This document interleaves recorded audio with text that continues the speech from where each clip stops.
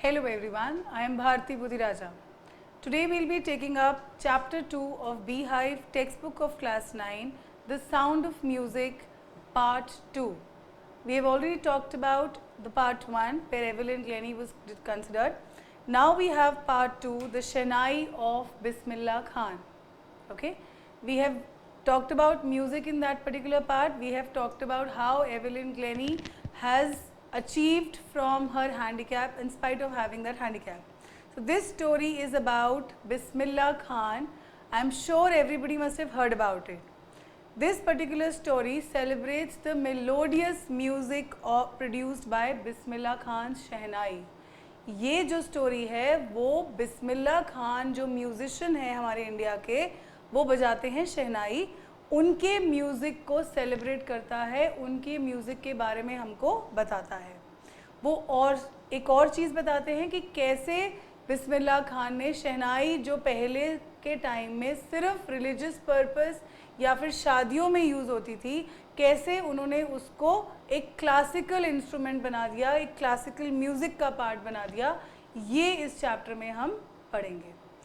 We also will talk about Bismillah Khan's secular approach. Secular approach होता है जहाँ पे वो एक पर्टिकुलर है, वो इंडिया के, जब हम उनका नाम देख रहे हैं Bismillah Khan, he is a मुस्लिम, लेकिन वो अपने आप को एक इंडियन समझते थे। उन्होंने कभी भी रिलीजन के बेसिस पे ये नहीं सोचा कि मैं सिर्फ इस म्यूज़िक को अपने रिलीजन के लिए बजाऊंगा या मैं सिर्फ एक मुस्लिम हूँ। वो अपने आप को एक ऑल ओवर इंडियन समझते थे। Even when Pakistan was made, he never said I have to go to Pakistan. वो यही कहते थे कि इंडिया ही मेरा घर है, इंडिया ही मेरा देश है।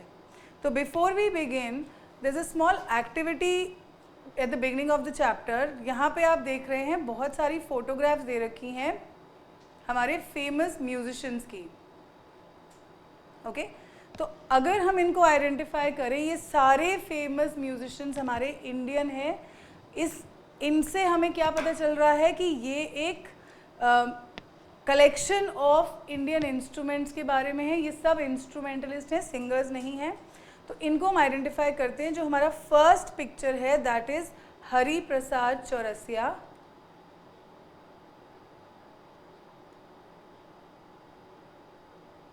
हरि प्रसाद चौरसिया हमें फोटोग्राफ से ही दिख रहा है कि ही इज़ अ फ्लूट, वो एक बांसुरी बजा रहे हैं, वो एक फ्लूट प्लेयर हैं। तो ये हरि प्रसाद चौरसिया हैं। नेक्स्ट वाले अब हम आइडेंटिफाई करेंगे, वो हैं विलायत Khan. Fine, Vilayat Khan was a सरोज सितार प्लेयर। इसके बाद जो दो लेडीज दिख रही हैं, these are south Indian ladies, Subha Lakshmi and Swarnalata. ये वायलिनिस्ट हैं and Swarnalata. See these are not important for our preparation for exams, but yes, हमें ये इंडियन फेमस म्यूजिशियंस पता होने चाहिए to know our rich cultural heritage of India. हमें पता होना चाहिए कि नॉट वन बट कितने सारे इंडियन इंस्ट्रूमेंट्स होते हैं और कितने सारे वर्ल्ड फेम, ये सारे जो हमारे यहाँ पे पिक्चर्स बनी हुई हैं सब एक वर्ल्ड फेम आर्टिस्ट हैं। Then we have Zakir Hussain, a tabla player. Then you have Amjad Ali Khan, a sarod player.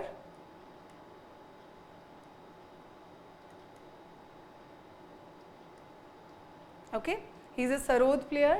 Next again we have a South Indian player who is playing a lot of again a santoor. Then you have the last one is Bismillah Khan, जिनके बारे में हम पढ़ने वाले हैं।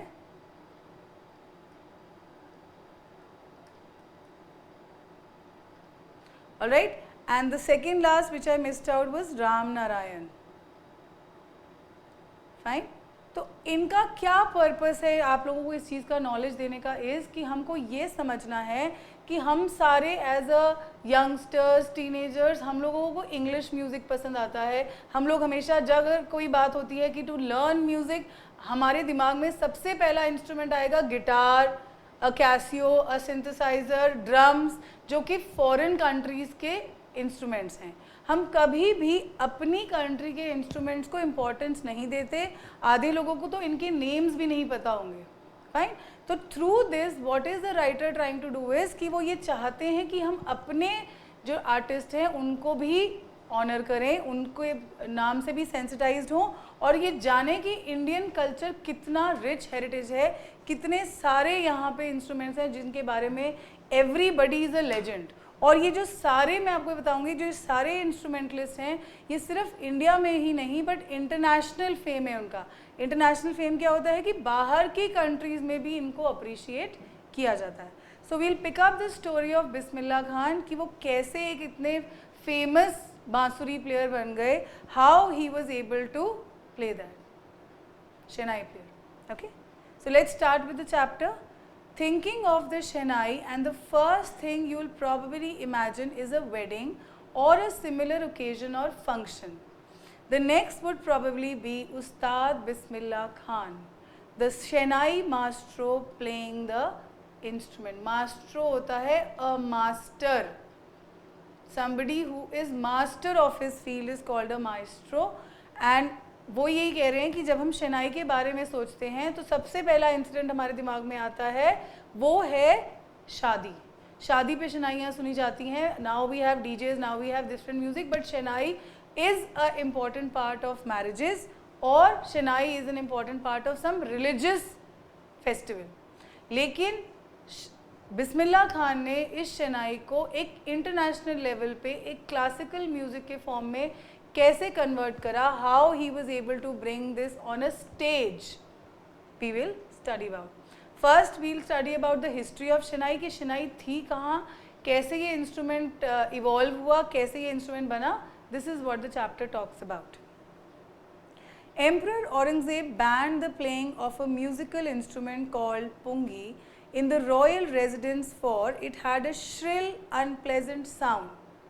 Pungi became the generic name for reeded noise makers.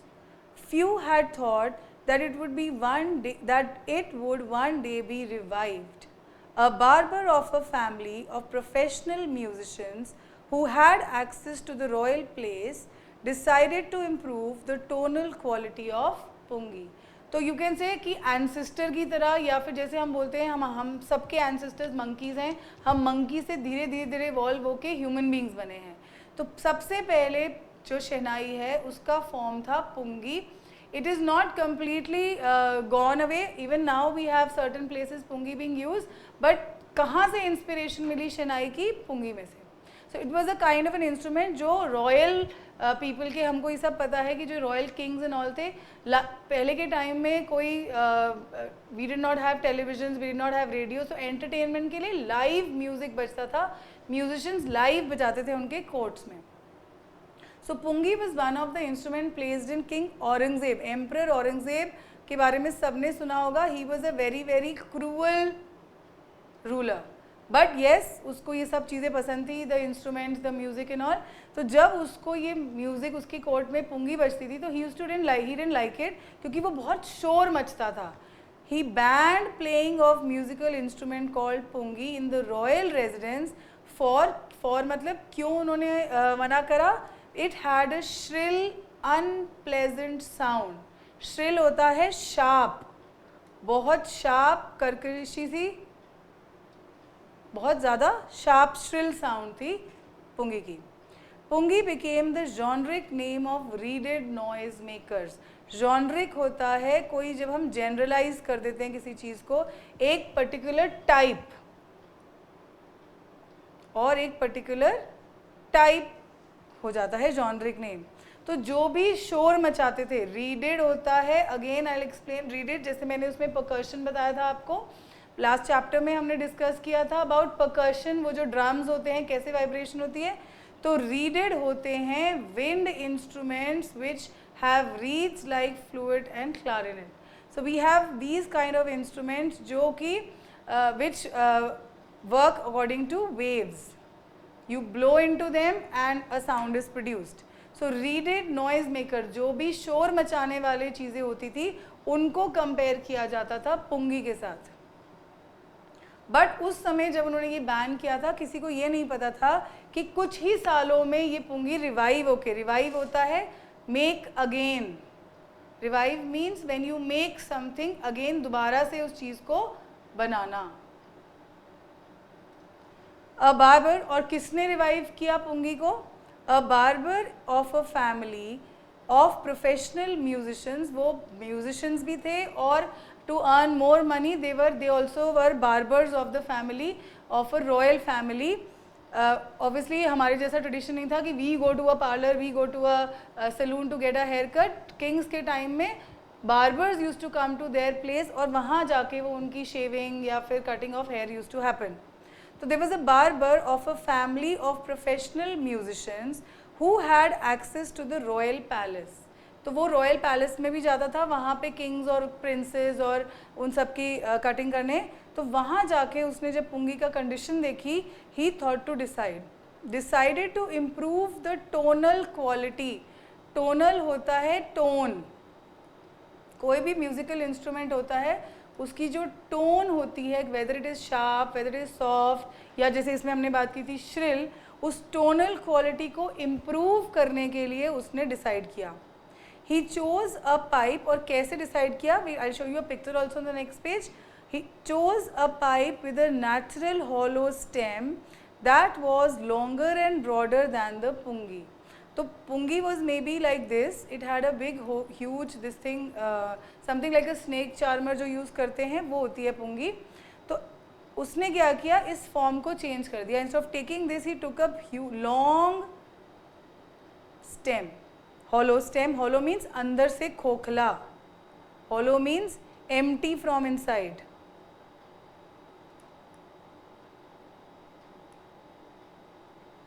Alright, so he took that and made 7 holes on the body of the pipe.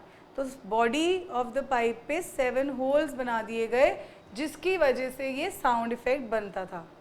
When he played on it, closing and opening some of those holes, soft and melodious वो sounds were produced. तो जब वो उसके अंदर air blow की उसने और अपने फिंगर्स के साथ कुछ होल्स को बंद कर दिया, कुछ होल्स को चलने खुला रख दिया, तो there was a beautiful melodious sound which was produced.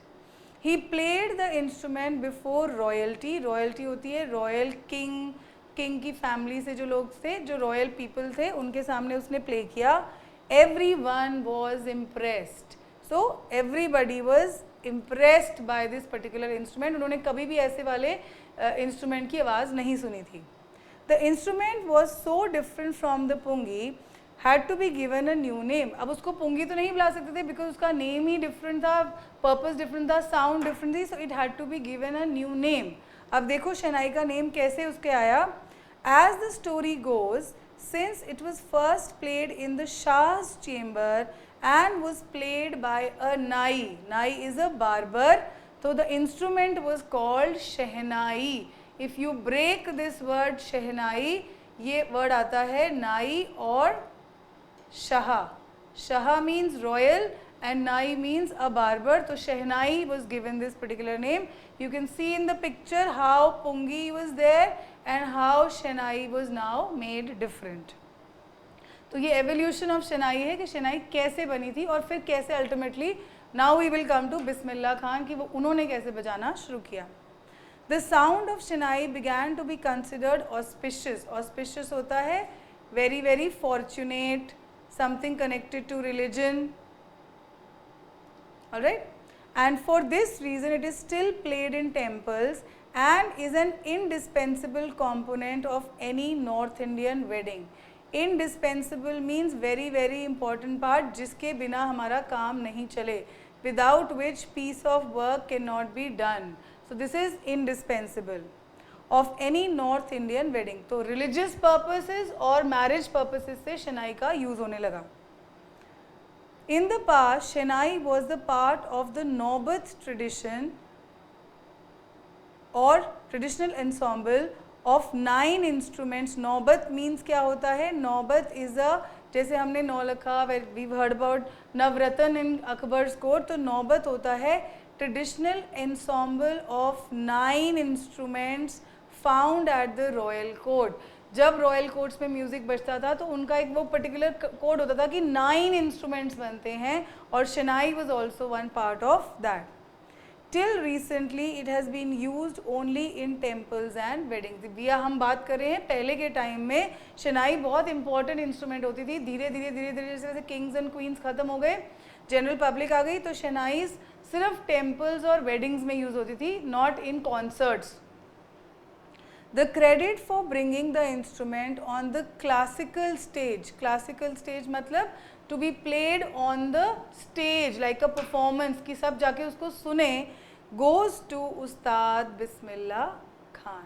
Now we come to the main story of our chapter. Bismillah Khan की लाइफ के बारे में हम पढ़ेंगे कि वो कैसे एक फेमस पर्सनालिटी बन गए, कहाँ से उन्होंने शनाई बजाना सीखा. As a 5-year-old, Bismillah Khan played gilli danda near the pond in ancient estate of Dumrao in Bihar. So we come to know वो कहाँ रहते थे, कहाँ पे born हुए थे. In Bihar there was a small estate or a small city kind of a thing, a small village kind of thing, Dumrao. He used to stay there. तो as a 5-year-old child वो वहाँ पे उसके ponds के पास streets में भागते थे, खेलते थे. He would regularly go to nearby Bihariji temple to sing the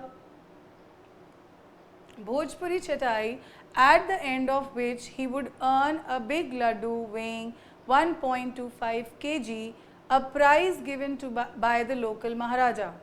This happened 80 years ago, and the little boy has travelled far to earn the highest civilian award in India, the Bharat Ratna. तो now वो compare कर रहे हैं, उसकी childhood के बारे में बता रहे हैं कि he was born in a small village of Bihar. He stayed in that village and near by temple. He was a good singer. देखो सडनली कोई सिंगर नहीं बनता, कोई म्यूजिशियन नहीं बनता, you should have that talent from the childhood. तो 5 साल का वो बच्चा जो था वो जाके बिहारी जी के temple, Bihari ji is which god, lord Krishna, ठीक है. तो उनके टेम्पल में वो जाके एक नॉर्मल भजन्स वो गाता था जो उसने वहाँ से सुने थे या किसी से सीखे थे अपने, तो वहाँ पे वो जाके गाता था. और वो इसकी वॉइस इतनी मेलोडियस और इतनी अच्छी थी कि at the end of which he would earn a big laddoo like a reward. उस 5 साल के बच्चे को जब वो लड्डू मिलता था बड़ा वाला 1.25 kg का, यू कैन इमेजिन कितना बड़ा होगा. It was like an award for him. वो बहुत खुश होता था उसके साथ जब उसको वो मिलता था.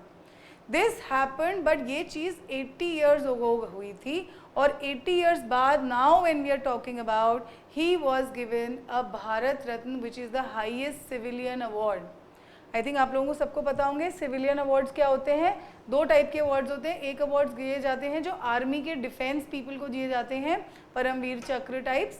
और Bharat Ratna is an award जो सिविलियंस को, जो आर्मी में नहीं है बट अपनी कंट्री के लिए कुछ अच्छा कर रहे हैं, उसके नेम और फेम के लिए, those people were given civilian awards. So when we compare that laddu with the Bharat Ratna, this is what the journey of Bismillah Khan has been. Born on 21st March 1916, Bismillah belongs to a well-known family of musicians from Bihar. His grandfather, Rasool Bucks Khan, was a Shenai Nawaz of Bhojpur's king's courts. His father, Pegambar Bucks, and the other paternal ancestors were also great Shenai players. So, वो not only his own interest, not only his own talent, हम ये कह सकते हैं कि वो hereditary में मिला था उनको म्यूज़िक, क्योंकि he was born to a musical family. जो उसके जो ग्रैंडफादर थे, जो उसके फादर थे, सबका एक बैकग्राउंड था, सब एक अच्छे शेनाई प्लेयर्स या सिंगर थे. तो उसका वो टैलेंट जो था वो इनहेरिटेड था from his ancestors.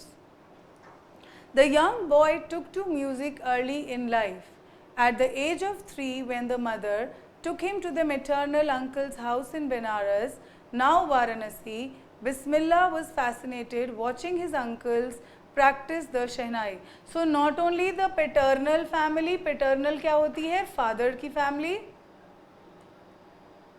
Paternal is family related to father, and maternal is family related to mother.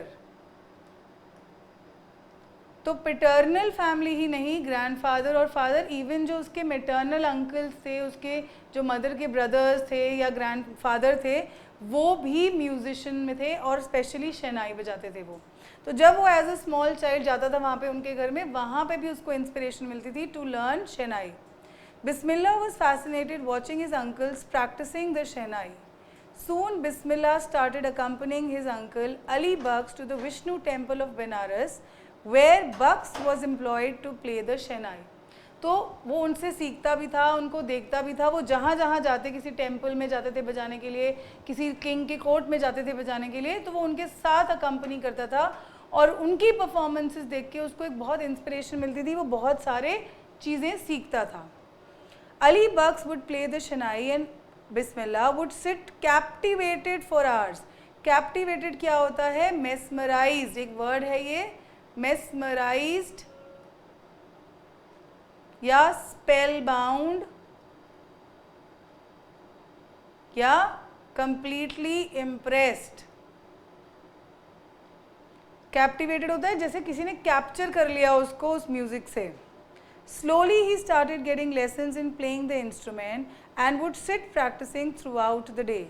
For years to come, the temple of Balaji and Mangla Matsya and the banks of Ganga became the young apprentice's favorite spots, haunts, where he could practice in solitude.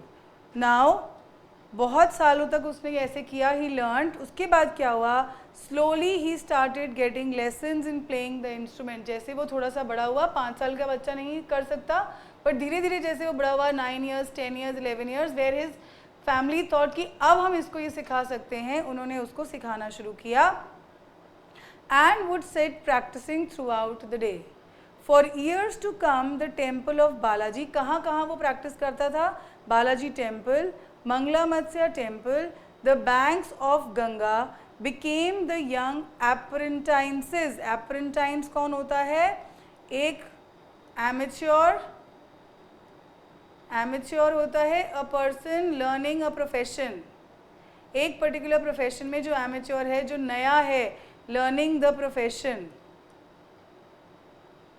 वो होता है apprentice. Fine. Favorite haunts, where haunts होती है places जहाँ पे वो जाता था. Haunts is spots या places जहाँ पे वो practice करता था. He would practice in solitude. Solitude क्या होता है? Loneliness, अकेले. Obviously जब आप किसी म्यूज़िक की प्रैक्टिस करोगे, कुछ करोगे, you don't need an audience that time. तुम अकेले प्रैक्टिस कर रहे हो, तुम बीच में रुकोगे भी, हेजिटेट भी करोगे, गलत भी बजाओगे, तो वो अकेले प्रैक्टिस करता था. The flowing waters of the Ganga inspired him to improvise. Improvise होता है improve, किसी चीज़ को improve करना, ठीक करना, नया करना. And invent ragas. Invent होता है नए नए ragas बनाता था वो. That were earlier considered to be beyond the range of Shehnai. बहुत सारे ऐसे राग होते हैं जो हम सिर्फ गा सकते हैं, जो हम सिर्फ अपने तबले पे बजा सकते हैं, सितार में बजा सकते हैं, तो वो वाले राग्स भी वो कोशिश करता था कि मैं शेनाई में बजाऊं. At the age of 14, Bismillah accompanied his uncle to the Allahabad Music Conference. At the end of his recital, Ustad Faiz Khan patted the young boy's back and said, "Work hard and you will make it." तो उसके there was an उस्ताद फैज़ खान जो एक बहुत famous शनाई player थे. जब उन्होंने उसको सुना और उन्होंने ये देखा, रिसाइटल होता है परफॉर्मेंस, रिसाइटल मीन्स परफॉर्मेंस. जब उन्होंने उसका ये परफॉर्मेंस देखा, उसको उन्होंने बहुत पैटिंग हिज बैक बोला, शाबाशी देके बोला कि वर्क हार्ड और तुम बहुत हाइट पे पहुंच जाओगे. With the opening of the All India Radio in Lucknow, अब हम यहाँ से जो पढ़ेंगे वो बिस्मिल्लाह खान की अचीवमेंट्स और लाइफ में उन्होंने क्या क्या इंपॉर्टेंट चीज़ें करी वो पढ़ेंगे. So opening of all India Radio in Lucknow in 1938 came Bismillah Khan's big break. He soon became the often heard Shehnai player of on radio. अब मैं यहाँ पे एक छोटा सा डाइवर्जन लेके आपको समझाती हूँ. जैसे आप लोगों के टाइम में आप FM रेडियो सुनते हो, FM में रेडियो मिर्ची है, 98.3 है, सबके एक अपने लोगोज हैं या कह सकते हैं एक म्यूज़िक है जिससे हम बिना उनका नाम लिए बता देते हैं अच्छा ये तो इसका म्यूज़िक है. ऑलराइट, तो सेम वे जो ऑल इंडिया रेडियो जब बना था 1938 में, जब उसकी इनाग्रेशन हुई, तो उस टाइम पे बिस्मिल्लाह खान की शहनाई से वो अर्ली मॉर्निंग में स्टार्ट करते थे 6 o'clock. तब ये FM रेडियो, जो ये रेडियो स्टेशन हैं वो 24 आवर्स नहीं चलते थे. They would start in the morning at 6 o'clock and may be get over at 9 or 10 in the night. तो जो वो मॉर्निंग में जब स्टार्ट होता था All India Radio, welcome to All India Radio, तब बिस्मिल्लाह खान की शहनाई की धुन से स्टार्ट होता था. तो यहाँ पे उनको अपना बिग ब्रेक किया. तो इससे क्या, कॉन्सर्ट में जब वो गाना गा रहे थे तो सिर्फ जो वहाँ बैठे हैं सिर्फ वो ही सुन रहे हैं. ऑल इंडिया रेडियो पे बजाने से उनको क्या हुआ, everybody started recognising his sound all over the world, all over India at least. When India gained independence on 15 August 1947, Bismillah Khan became the first Indian to greet the nation with his shehnai. तो दूसरा important break कहाँ मिला, जब 1947 में India ने independence मिली. तो obviously independence होने के बाद एक पर्टिकुलर गैदरिंग हुई जहाँ पे प्राइम मिनिस्टर नेहरू ने सबको ग्रीट किया, सबको एक एड्रेस किया कि भाई अब हमने इंडिया के साथ क्या करना है. तो उस वाले फंक्शन में the first Indian to greet the nation with his shehnai, तो प्रोग्राम की बिगनिंग बिस्मिल्लाह खान की शहनाई से हुई. ही poured his heart out in Raag Kafi from the Red Fort to an audience which included Mahatma Gandhi and Pandit Jawaharlal Nehru, who later gave his famous Tryst and Destiny speech. ये tourist and destiny speech है जो नेहरू जी की पहली speech थी हमारे independent India की, जहाँ पे उन्होंने बताया कि इंडिया क्या क्या होगा, इंडिया के हाउ विल इंडिया प्रोग्रेस. वो वाली स्पीच से पहले बिस्मिल्लाह खान ने म्यूज़िक बजाया था. तो वेरी वेरी इम्पॉर्टेंट यहाँ पे रेडियो में, यहाँ पे उस वाले फंक्शन में he is getting a lot of fame and name. अब ऑब्वियस सी बात है, जब हम रेडियो में सब सुनेंगे तो उन्होंने रिकग्नाइज कर लिया कि कौन बजा रहा है ये, क्योंकि नेम्स आते थे. सेम वे जब इतने बड़े बड़े personalities like Mahatma Gandhi and Nehru are going to speak, तो बहुत सारी गैदरिंग होगी, बहुत सारे लोगों ने उनको सुना. Bismillah Khan was given many memorable performances both in India and abroad. अब ना दिस इज जो हमने बात की थी वो सिर्फ इंडिया नेशनल फेम था. ये एग्जाम्पल्स हैं नेशनल फेम के कि वो इंडिया में कैसे पॉपुलर हुए. अब जो मैं आपको बताऊंगी will be on something international. ये सब इंटरनेशनल फेम होगा कि बाहर की कंट्रीज़ में वो कितना पॉपुलर हुए, लोगों ने उनको कितना फेम दिया, कितना क्रेडिट दिया, कितना प्यार दिया. Bismillah Khan was given many memorable performances both in India and abroad. His first trip abroad was to Afghanistan, where King Zahir Shah was so taken by the maestro that he gifted him a priceless Persian carpet and other souvenirs. The king of Afghanistan was not the only one to be fascinated by Bismillah's music. Film director Vijay Bhatt was also impressed after hearing Bismillah play at a festival that he named a film after the instrument Goonj Uthi Shehnai. This movie which has been made, which is a very very old movie, this was made because the director was very very impressed by Bismillah Khan. So not only kings, politicians, everybody was impressed by him और उसकी inspiration लेके वो अपनी movie का भी नाम दिया. The film was a hit and one of Bismillah Khan's composition, दिल का खिलौना है टूट गया. This is a song, जो एक song है यहाँ पे इस movie में, वो भी बहुत popular हुआ जिसमें उन्होंने music दिया है. Turned out to be a nationwide chart buster despite his huge success in the celluloid world. Celluloid world होता है फिल्मी दुनिया. ओके, फिल्म्स की जो दुनिया है वहाँ पे भी वो पॉपुलर हो गए. He could have taken, because हमें पता है फिल्म की दुनिया में कितना पैसा होता है, कितने आप सक्सेसफुल हो सकते हो, बट बिस्मिल्लाह खान का पर्पस ये नहीं था. He was a classical musician, तो he was success. Bismillah Khan's ventures in the film music were limited to 2. उन्होंने सिर्फ 2 मूवीज़ में काम किया और बनाई, गूंज उठी शहनाई and Vikram Srinivas Karnar Venture Sanadhai Apanna. I just can't come to the terms of the artificiality and the glamour in the film world. अब एक तो होता है आप ऑडियंस के सामने बजा रहे हो म्यूज़िक, वहीं आपको वो क्लैप कर रहे हैं, उनका अप्रिसिएशन मिल रहा है, कोई आपको आके गार्लैंड डाल रहा है, कोई वहीं से आपको वाह वाह कर रहा है, तो आप इमीडिएटली देख रहे हो आपको क्या अप्रिसिएशन मिल रही है. लेकिन मूवीज़ में क्या होता है, कोई सॉन्ग रिकॉर्ड होना होता है, कोई म्यूज़िक रिकॉर्ड होना होता है, we are in a small room, वहाँ पे आप अकेले वो बजा रहे हो म्यूज़िक, एक आधा जो बाहर से रिकॉर्डिंग है ही वुड से कि हाँ बहुत अच्छा किया आपने, लेकिन पब्लिक की जो अप्रिसिएशन है वो नहीं मिलेगी। तो उनको लगता था कि ये आर्टिफिशियल है, ये रियलिटी नहीं है, रियलिटी तो वही है जहाँ पे हम ऑडियंस के सामने बजाते हैं। So he says that with emphasis, उसमें बहुत उससे बोलते हैं कि नहीं मुझे ये वर्ल्ड पसंद ही नहीं है, मुझे रियल वर्ल्ड में कॉन्सर्ट्स ही करने हैं। Awards and recognitions came thick and fast. अब जो इतना टैलेंटेड पर्सन होगा उसको अवार्ड्स तो बहुत ही ज़्यादा मिलेंगे। थिक एंड फास्ट का मतलब होता है बहुत सारे, lot of them, and quickly, बहुत सारे अवार्ड्स मिले और बहुत जल्दी जल्दी मिले उन्हें awards. Bismillah Khan became the first Indian to invent and perform at prestigious Lincoln Center Hall in the United States of America. अब ये उनकी अचीवमेंट्स कह लो या क्या क्या उन्होंने अचीव किया अपनी लाइफ में, ये वो हैं। He also took part in the World Exposition in Montreal in the Cannes Art Festival.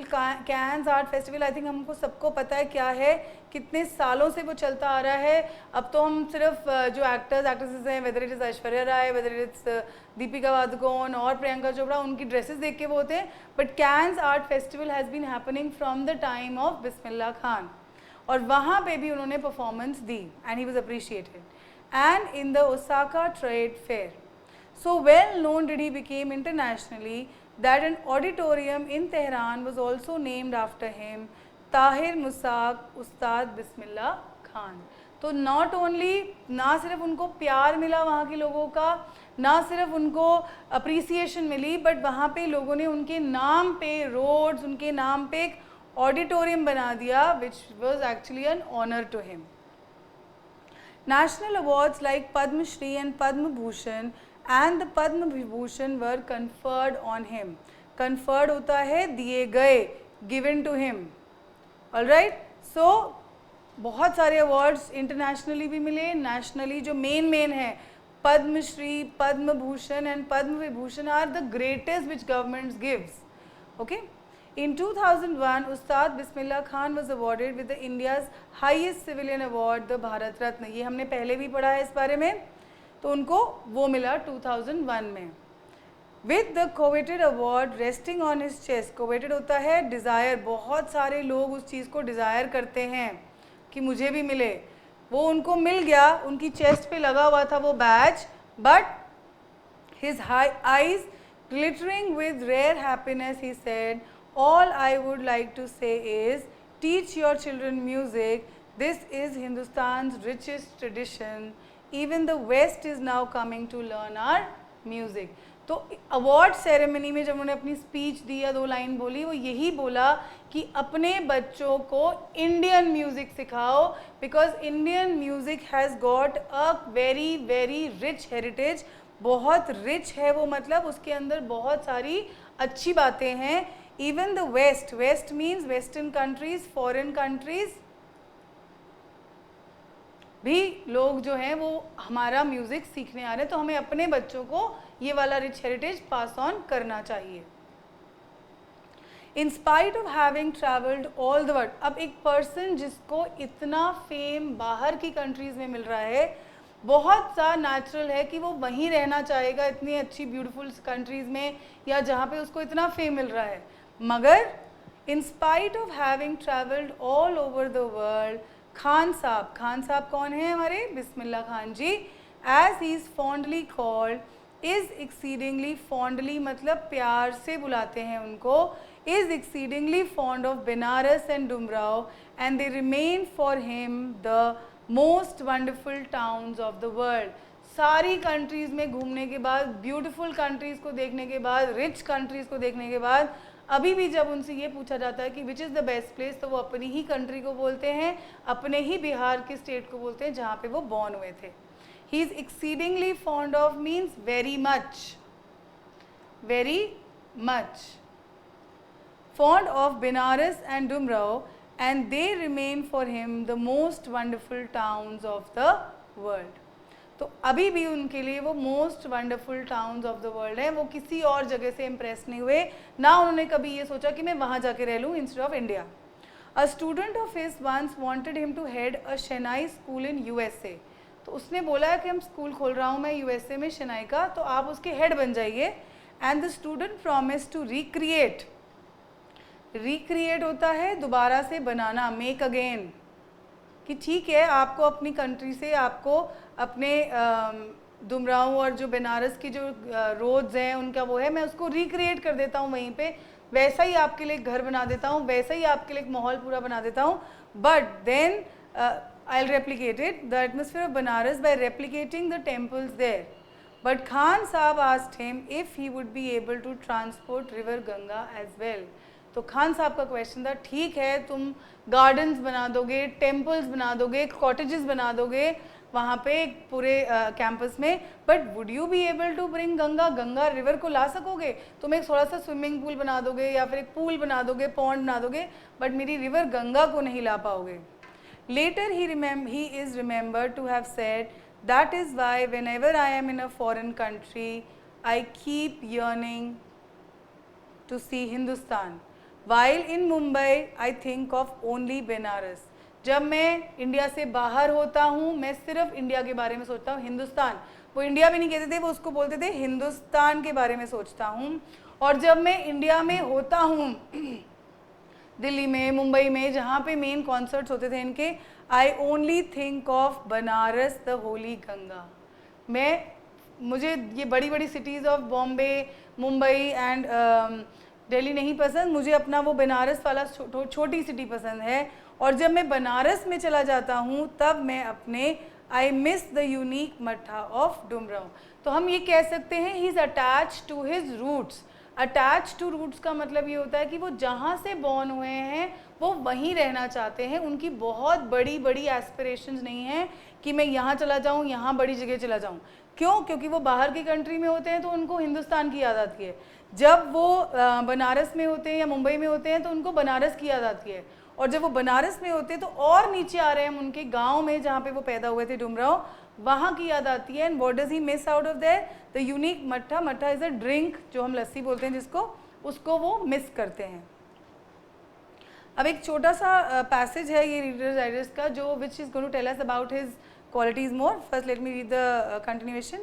Ustad Bismillah Khan's life is a perfect example of rich cultural heritage of India. One of the effortlessly accepts that a devout Muslim like him can very naturally play the Shehnai every morning at Kashi Vishwanath temple. अब इस paragraph में और इस paragraph जिसको मैं भी पढ़ूंगी आपके लिए, इससे हमें उनके सेक्युलर क्या होता है जब हम रिलीजन के बेसिस पे डाइवर्जन नहीं करते कि I am a Hindu, you are a Muslim, you are a Sikh, you are a Christian. तो जब हमारी सेक्युलर फीलिंग्स ये होती हैं कि हम एक अपने आप को एक पर्टिकुलर कंट्री का सिटीजन मानते हैं, हम रिलीजन बेसिस पे कोई पार्शलिटी नहीं करते। तो Ustad Bismillah Khan's life is a perfect example of rich cultural heritage of India. और यही हमारे इंडिया का कल्चरल हेरिटेज है कि हम ये नहीं कहते कि ये मुस्लिम्स का इंस्ट्रूमेंट है या ये म्यूज़िक वो है। Music is music for us. One that effortlessly accepts that a devout Muslim, devout होता है somebody who believes strongly in religion.